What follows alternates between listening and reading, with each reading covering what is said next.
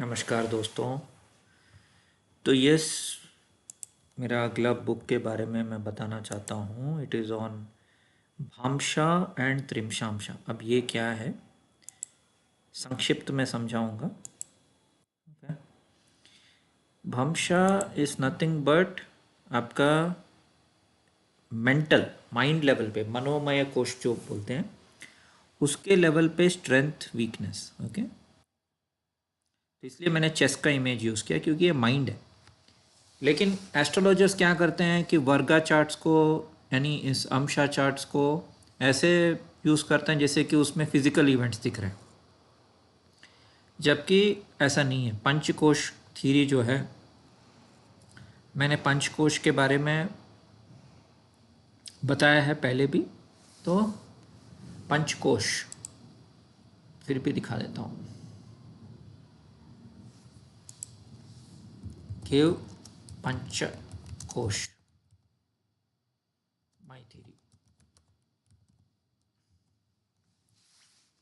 तो मैंने दूसरे बुक्स में भी लिखा है पंचकोश के बारे में।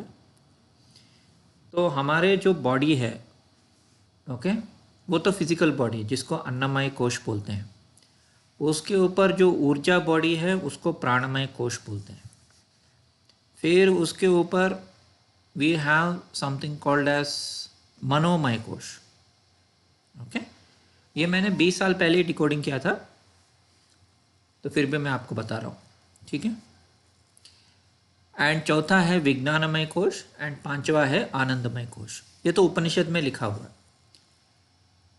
लेकिन मैं क्या करता हूँ, मेरा यूनिक पॉइंट ये है कि जो सबसे हाईएस्ट चार्ट है D60 षष्ठ्यांश जिसको बोलते हैं, उससे हम कारण शरीर देख सकते हैं, यानी कॉजल बॉडी, कारण शरीर। दैट इज ऑल्सो, उसको हम ऐसे देख सकते हैं जैसे कि वो कारण है आपके जन्म का। ठीक है। तो मनोमय कोश जो है माइंड है, हैबिट, फियर, करेज, रिपीटेशन, ये सब। तो उसमें आपका D27 D30 आ जाता है। ठीक है। विज्ञानमय कोश जो है वो है D40 D45। सो ये सब आपको जगन्नाथ होरम में मिल जाएगा। मैं दिखाता हूँ। जैसे कि इधर त्रिमशामशा है, राइट। तो राशि चक्र, फिर D2 D3 D4 D5 D6 D7 D8 D10 D11 D12 और नवांशा। ये 12 जो अंश हैं ये फिजिकल लेयर है। फिजिकल पेरेंट्स, फिजिकल बच्चे, फिजिकल ये, फिजिकल वो एंड ऑल दैट। लेकिन यहाँ से ये एनर्जेटिक हो जाता है। तो कुछ लोग क्या करते हैं, जैसे कि षोडशांशा को लेके बोलते हैं कि आपके कौन से वाहन होंगे, ये वो। ऐसे नहीं है, वाहन की बात नहीं है, सुख की बात है। क्योंकि पराशर ऋषि ने बोला था सुख, तो षोडशांशा जो है वो सुख है। तो मैं षोडशांशा से एनर्जी लेवल पे, ऊर्जा लेवल पे देख सकता हूँ कि आदमी को अगर वाहन भी मिलता है या नहीं भी मिलता है, ट्रैवल से उसको सुख मिलता है कि नहीं। कुछ लोग ट्रैवल में मर जाते हैं, राइट। कुछ लोग को ट्रैवल में, जैसे मेरा एक्सीडेंट्स हुआ ट्रैवल में, जब मैं ट्रैवल कर रहा था, और मेरे सपनों में भी ट्रैवल ड्रीम्स ऐसे आते रहते हैं। तो ये D16 D20, ये दोनों D16 D20 D24, ये तीनों जो हैं ये एनर्जी लेवल पे हैं, ऊर्जा लेवल पे। तो इसलिए मैं बता रहा हूँ अपने बुक में, जैसे कि बहुत सारे एस्ट्रोलॉजर्स क्या करते हैं, सिद्धांशा को लेके बताते हैं कि अच्छा आपकी पढ़ाई 10th क्लास तक ऐसे ख़राब होगी, फिर 9th हाउस से अच्छा आप इंजीनियरिंग करेंगे या साइंस करेंगे, हाँ, 2nd हाउस से आप पोस्ट ग्रेजुएशन मरकरी यानी MBA करेंगे, ऐसे करके बताते हैं। जबकि सिद्धांशा जो है वो उसके बारे में है ही नहीं। सिद्धांशा जो है इट्स अबाउट सिद्धा, सिद्धि, सिद्धा। सिद्धा डजंट मीन अगेन मिराकल्स, ये वो नहीं। पंचकोश थ्योरी के हिसाब से इट इज अबाउट कंप्लीशन, विद्या, क्योंकि पराशर ऋषि ने बोला है विद्या। तो अगर मैं अपने D24 में जाऊंगा, ठीक है, तो अनला, अनला यानी अग्नि, स्कंदा, स्कंद यानी कार्तिक, मित्र, मित्र यानी मित्र वरुण एक आदित्य है, फिर भगा भी आदित्य है, विश्वकर्मा, भीमा, भीम तो पता है आपको, परशुराम, मित्र मित्र मित्र। सो मेरे most of the my planets are in मित्र। मित्र का मतलब है दोस्ती, लेकिन मेरा एक भी दोस्त नहीं है। तो इसका क्या अर्थ है कि पूरा दुनिया मेरा दोस्त है। मैं कैसे देखता हूँ कि मैं जो भी सीख रहा हूँ अपने लाइफ में मित्र के वजह से सीख रहा हूँ। आप समझ रहे हैं? इन रिलेशनशिप, हाँ मेरा कोई दोस्त नहीं है, लेकिन यूट्यूब मेरा दोस्त है, बुक्स मेरे दोस्त हैं, लोगों से मैं मिलता हूँ, वो मैं एक रिलेशन बना लेता हूँ, उस रिलेशनशिप से मैं सीखता हूँ और सिद्धि प्राप्त करता हूँ। और ये D24 सभी के लिए नहीं देखना है, सिर्फ और सिर्फ सिद्ध पुरुष के लिए देखना है। क्योंकि 800 करोड़ लोग हैं, राइट? 800 करोड़ लोगों का सिद्धांश होगा तो क्या 800 करोड़ सिद्ध पुरुष हो जाएंगे? ऐसा नहीं है ना। तो इसलिए सिद्धांश हायर चार्ट है, इसको नहीं देखना है। इट इज़ ओनली फॉर दोस्त जो साधना कर रहे हैं।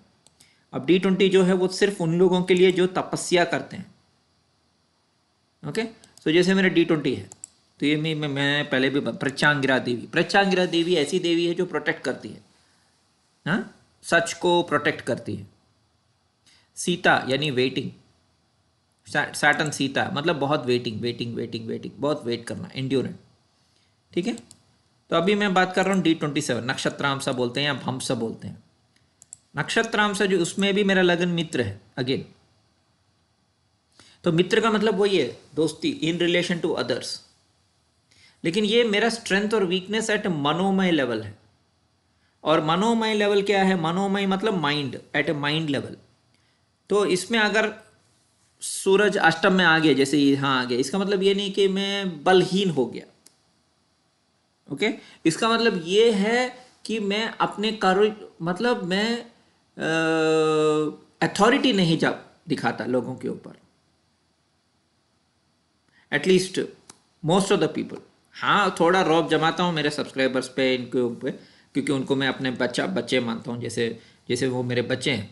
लेकिन जनरली मैं बता रहा हूँ, जनरली मैं रौब नहीं जमाता। So that is because sun is in the 8th house और 3rd हाउस में मंगल है, और मंगल कारक भी है। So at a mind level I am very courageous, लेकिन वो एक्सप्रेस नहीं होता है, वो बात अलग है। ओके, और मंगल जो है गोविंद में है। अब गोविंद का मतलब क्या है? गोविंद का मतलब है विष्णु, कृष्णा। सो स्ट्रेटेजिक है, ऐसा नहीं कि मेरा मंगल जो है वो फाइटर वाला मंगल नहीं है, वो डिप्लोमेसी से, स्ट्रेटेजी से, चेस से, ऐसे। ओके, तो गहरा अध्ययन करना होगा। नेक्स्ट है D30, इसको देख के सब लोग बोलते हैं कि अच्छा एक्सीडेंट हो जाएगा, आप इतने समय तक आप हॉस्पिटल में रहेंगे, ये होगा वो होगा, वो सब गलत है। D30 again is not a negativity chart, it is रिश्ता। रिश्ता का मतलब है नॉट रिश्ता, नॉट हिंदी वाला रिश्ता, नॉट रिश्ता, रिश्ता, रिश्ता। रिश्ता का मतलब है, जैसे हम तेलुगु वाले बोलते हैं, हमें तेलुगु में बहुत संस्कृत वर्ड्स हैं, अरिष्टा, अरिष्टा। अरिष्टा का मतलब है कि मतलब सब खराब चीज। तो कुछ खराब होता है लाइफ में, ओके, जैसे कि एक्सीडेंट हो गया, मेरा एक्सीडेंट हुआ था, हाँ, कई बार। तो एक्सीडेंट के बाद मैं क्या करता हूँ, उसको मैं इंटेलेक्चुअलाइज करता हूँ, क्योंकि लगन जो है कुबेर में, कुबेर का मतलब है गार्डियन, गार्डियन ऑफ रिसोर्सेस। तो मैं क्या करता हूँ, एट ए लगन लेवल एंड मेर्क्यूरी लेवल मैं इंटेलेक्चुअलाइज करता हूँ। अच्छा, मुझे चोट लगा, इसका मतलब ये है, इसका मतलब वो है, इसका मीनिंग ये है, ऐसे करके मैं उसको प्रोपोर्शन बनाता हूँ, इंटेलेक्चुअलाइज करता हूँ उस शॉक को मैनेज करने के लिए। अब ऑब्वियसली एक्सीडेंट हुआ तो मेरे को PTSD है। अभी भी मैं, मान लीजिए कोई टीवी में गिर रहा है, नीचे गिर रहा है, तो मुझे मतलब मेरे दिल की धड़कन तेज हो जाती है। क्यों? क्योंकि दैट शॉक अभी भी है मेरे माइंड में, सबकॉन्शियस माइंड, क्योंकि ये D30 जो है, मनोमय कोश जो है, सबकॉन्शियस माइंड के लेवल पे। तो ऑब्वियसली मुझे वो डर रहता है, कोई गिर रहा है, कोई गिर रहा है, तो मुझे डर होता है, वो शौक रह गया है। तो D30 यानी त्रिमशांशा ये दिखाता है कि आप, मान लीजिए आपके कुंडली में, जैसे राशि कुंडली में एक्सीडेंट्स हैं, अगर राशि कुंडली में कोई एक्सीडेंट ये वो नहीं है, तब ठीक है, तब तो D30 तो काम के ही नहीं है, मतलब छोटा मोटा इलनेस का आफ्टर इफेक्ट। लेकिन अगर D1 में एक्सीडेंट्स हैं, तो D30 हम देख के ये बता सकते हैं कि एक्सीडेंट के बाद इसका रिएक्शन कैसा रहेगा, क्या इसको ट्रॉमा रहेगा। तो जैसे मेरे को ट्रॉमा है, ओके, सूरज जो है अग्नि में है, तो ट्रॉमा तो रहेगा। अग्नि मतलब फायर, एंड वायु, मार्स वायु मतलब स्प्रेड हो जाता है थॉट्स में कि अच्छा मेरा एक्सीडेंट हुआ, अच्छा मेरा एक्सीडेंट हुआ, और मैं बार बार उसी के बारे में सोचता रहता हूँ। तो बहुत मुश्किल से उसके ऊपर उभर पाया मैं। सो दिस इज मनोमय कोश। मनोमय कोश का मतलब है कि माइंड लेवल। ओके, विज्ञानमय कोश is a deep discernment inherited awareness. जैसे कि मैटरनल साइड यानी माँ के साइड 7 पूर्वज, फादर के साइड 7 पूर्वज, वो D45 है। तो कौन से ऐसे चीज़ हैं जो आपके एंसेस्टर्स में है, जो आपके अंदर आया है? उनके टैलेंट्स भी, उनके लुक्स भी, उनका बिहेवियर भी, उनके सोच भी। कोई आदमी सोचता है अरे मैं कभी लाइफ में कुछ कर नहीं पाऊंगा, ऐसे सोचता है। ऐसा ज़रूरी नहीं है कि वो उसके इस लाइफ की वजह से ऐसा सोच रहा है, उसके एंसेस्टर्स ऐसे सोचते थे, उसके वजह से भी हो सकता है। वही D45 बताता है। ठीक है, फिर आनंदमय कोश इज एट कॉजल लेवल। तो ये मैंने खोज निकाला है और इसके बेसिस पे मैंने सारे बुक्स लिखे हैं। इंटरेस्ट है तो आप मुझे कांटेक्ट कर सकते हैं। ठीक है, धन्यवाद।